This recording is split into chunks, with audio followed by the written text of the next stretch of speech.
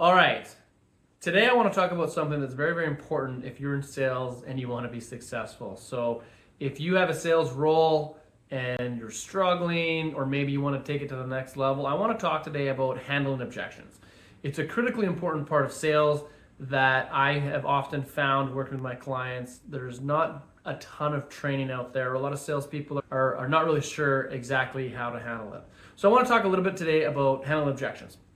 Now, there's two different types of objections: early objections and late objections. So I'm going to start by talking about early objections. Now, early objections are typically the type of objection you get when you're early in the sales process, of course, as it sounds, often when you're trying to book an appointment or you're trying to book that initial discovery call. And the definition of an early objection, quite frankly, is just an individual who doesn't want to hear you out, right? They feel too busy, they don't have time, for whatever reason, they don't want to hear you out. So when you get that early objection, how do you handle that? Well, the first thing that you need to do is you need to show empathy, right? Most salespeople, when they get that objection, they automatically respond. They jump in and they start talking, and that makes the conversation a little bit combative. You want to express that you've heard them and that you understand that they have a valid reason in their mind to not want to sit down and hear you out. Okay, so show empathy, right? Say something like, hey, I understand how you feel. But you have to be real with this empathy. If you fake it, it's not going to work. You actually have to care that they have a reason they don't want to talk to you. And you have to pause after you show your empathy, right? So take a second, show some empathy, and then pause. Once you've shown empathy, then you want to respond, referring to other people that you've spoken to that had the same sort of feeling when you first talked to them. Drop a couple of references, share how they felt, and then share what they found after they met with you and how they actually found it to be of good value. Your prospect wants value from you, and they want to see that you can demonstrate value. So share a story of someone who said the same thing when you first talked to them, what they found after you talked to them, and then go right back to asking for the appointment again. Now, if that doesn't work, then you can move to, again, empathy always. Show some empathy.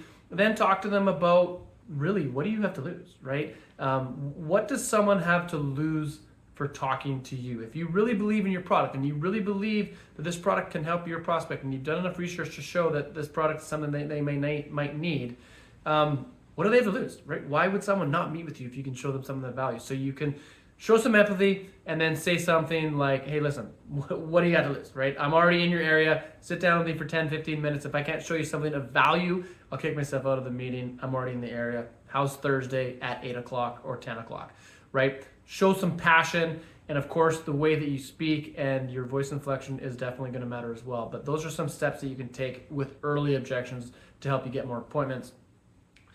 Now, late objections. Okay, late objections, as you would assume, happen later in the sales process, and these objections are objections that are a sticking point between moving forward and not moving forward, right? It could be price, it could be term of a contract, it could be certain specifications on the product that you're selling or whatnot along those lines. So when you get a late objection, here's some ideas on how to handle it.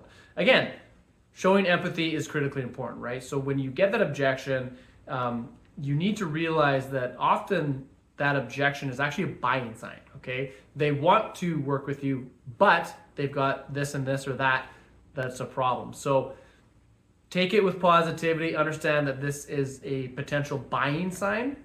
Show some empathy. And again, this has to be real. You can't fake the empathy. A lot of salespeople aren't known for being empathetic, but you actually have to be empathetic and you actually have to care that your prospective buyer has a problem with your proposal. So show some empathy. After you've shown some empathy, ask your prospect to clarify and dig into that objection a little bit more. Oftentimes what they first say is not really the true objection. So before you try to respond to any objection, you need to really understand what is the problem. What is the real detail that is preventing them from wanting to move forward, right? For example, when they say price, well, you're too expensive, that's really not a real objection, right? They're deferring what's really there. For some reason, they don't see the value in your product, and you need to understand why they don't see that value. So you need to ask follow-up questions and really truly understand what is holding them back and what the real problem is. Once you understand that, before you respond, you're going to want to make sure that there's not any other objections, right? What happens if you just respond after clarifying that one objection? You might do a great job responding to it and explaining how your product or service can overcome that, or that's not really an issue.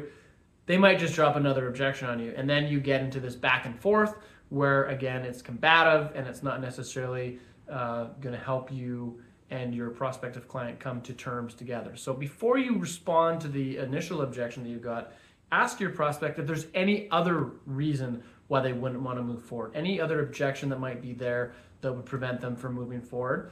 If there is, follow the same steps that I just talked about to really understand and empathize with that objection. If there isn't, then you can move forward. Now, when you do move to respond to whatever that objection is, now you've been empathetic to the objection, you've got a really, really good understanding of what that objection is, the real objection, and you know all of the objections, whether there's one or two, you know what they are.